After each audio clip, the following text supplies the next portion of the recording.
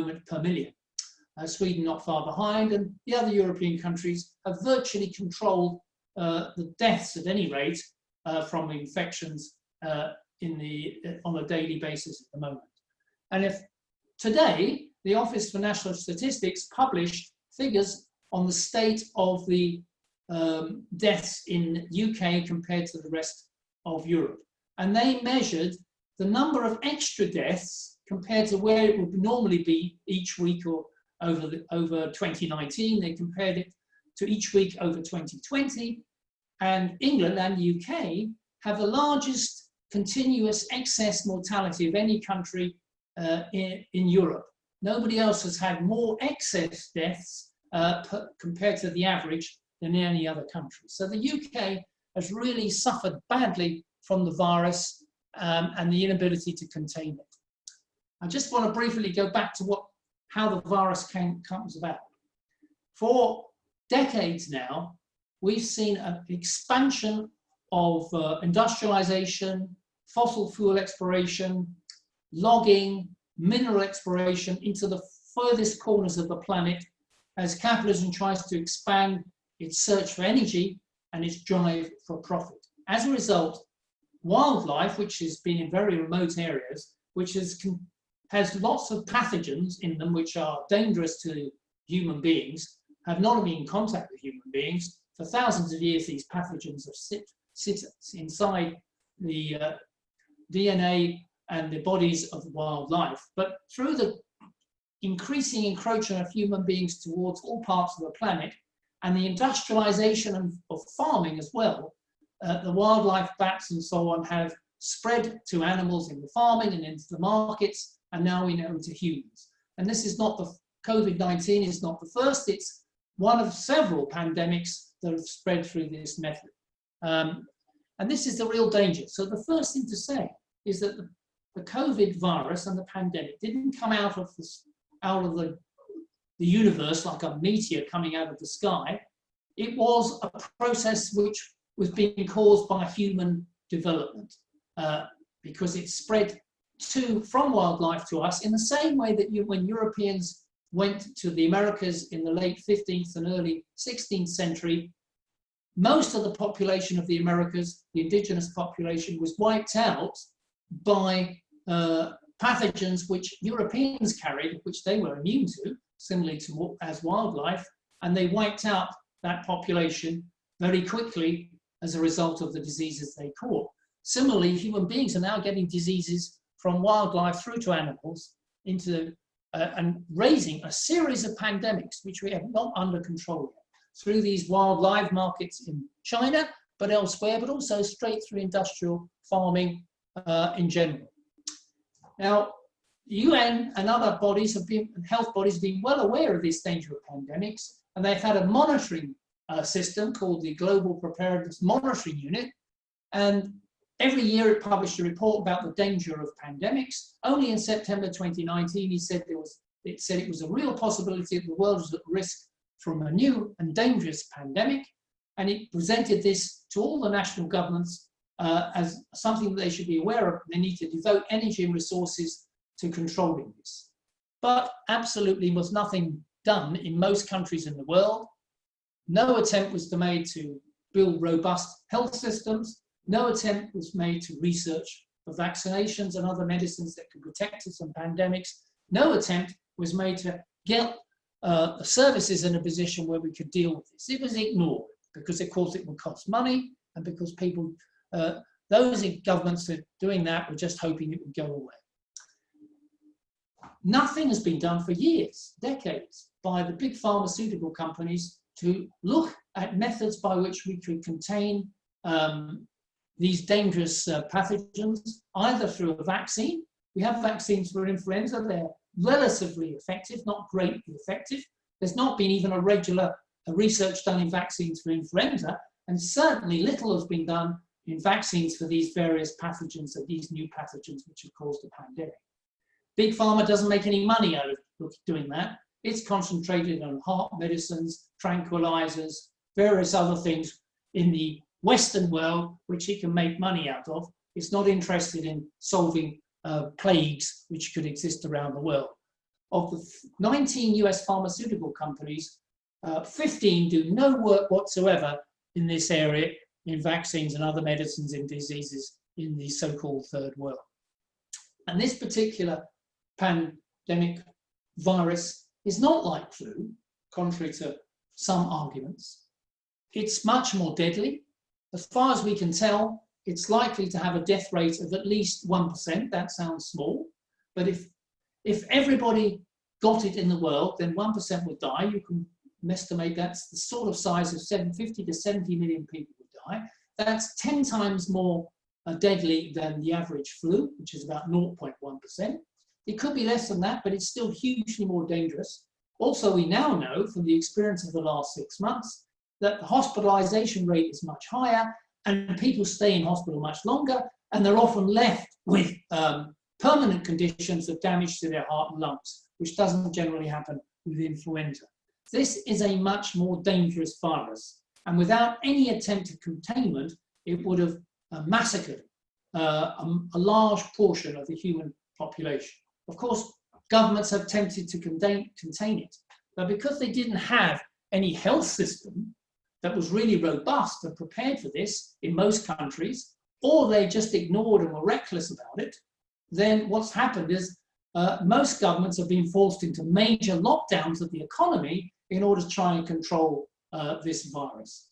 In the UK's case, of course, we know that we were much too late in doing this lockdown. Johnson said on the 3rd of March that he was happy to go around to see coronavirus patients and shake their hands, promptly got it himself, and ended up in quite a serious condition in hospital. That's the danger which has arisen, and that was the attitude of this particular government, that they thought they could just see it through, either let everybody get it and they wouldn't be very serious, or that it would go away.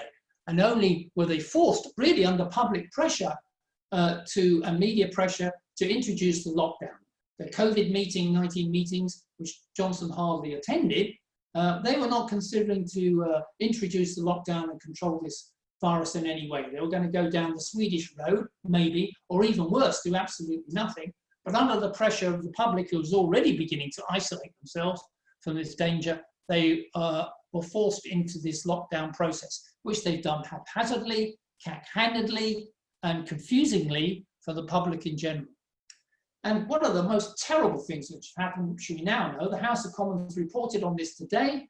They said it was absolutely scandalous, reckless attitude on the part of letting people who are tested, or old people in hospitals, pushing them out of hospitals back into the social care homes without any testing, without any checking that they had coronavirus.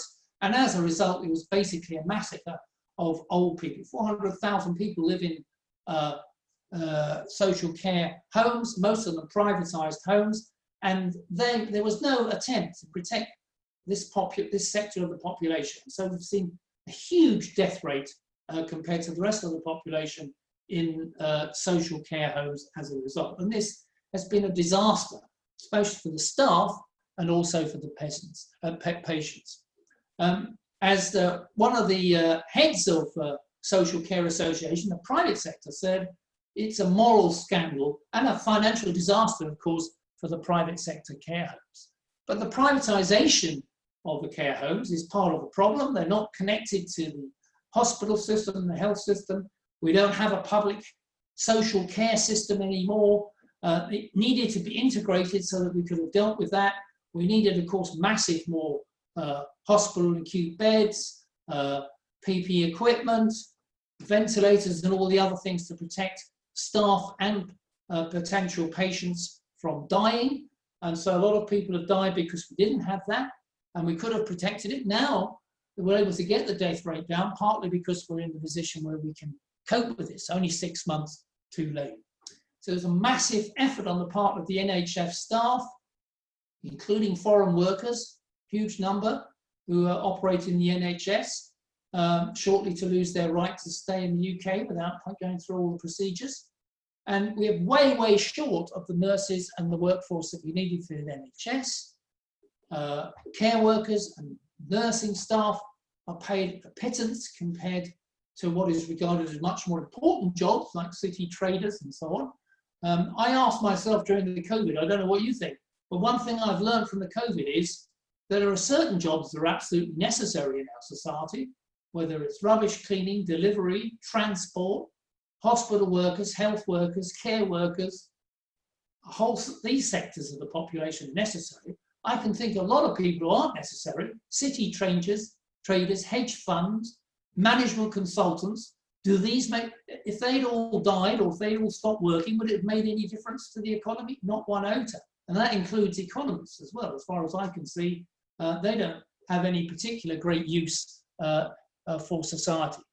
But the jobs that matter are the ones that are paid the least, and the jobs that least matter are the ones that paid the most. Nursing starting salaries of around 21,000. We've just heard the announcement from the government that they're going to pay public sector workers an increase in pay slightly higher than the inflation rate. But that does not include nurses. It's going to include government and local government workers, but not the health service. And we see no improvement in the nurses. And of course, as we know, once we get back to normal, apparently they're all going to have to pay their parking fees when they go to the hospital and so on. And the nurses' training is still on the basis of loans, not grants. Nothing has really been changed.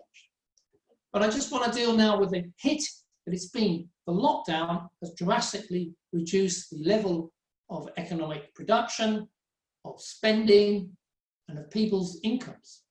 Just today, it was reported that Germany has had a 10% fall in GDP in the second quarter. The US has had a 9.5% fall in the second quarter. This has had a huge hit upon workers' incomes. There are just over 4 million low-paid workers in the UK, and the pandemic has posed the greatest cost upon them, particularly the frontline care workers who are hardly earning more than the legal minimum wage. There's huge numbers of these. Delivery workers who've had to go on missing out on sick pay and the minimum wage if they've been out of work, or if they're on furlough, you're on 80% of the wage, you may be able to stay at home, but that's not applied to the vast majority of people on the front line, especially 0 hours contract workers who are getting no furlough money, and they're relying upon unemployment benefit at £95 a week, hardly enough to get the train fare to get to the job. So you've seen a dramatic fall in the incomes of the lowest earning people in the population. The people who have been able to work at home and tend to be more professional people, teleworking and so on, and that some of them have been able to maintain their salaries and their jobs without any reduction in income, while millions of other people at the bottom end of the income scale are the ones that have taken the biggest hit. This shows the hit to low-paid workers in particular, key workers facing health risks and not able to work from home. They're the one that suffered the most in a reduction in their weekly earnings. Every household has lost some income on the whole. At least 73% have suffered some income, so that's 27 who haven't. But it's low-paid workers who have suffered the most in their reductions.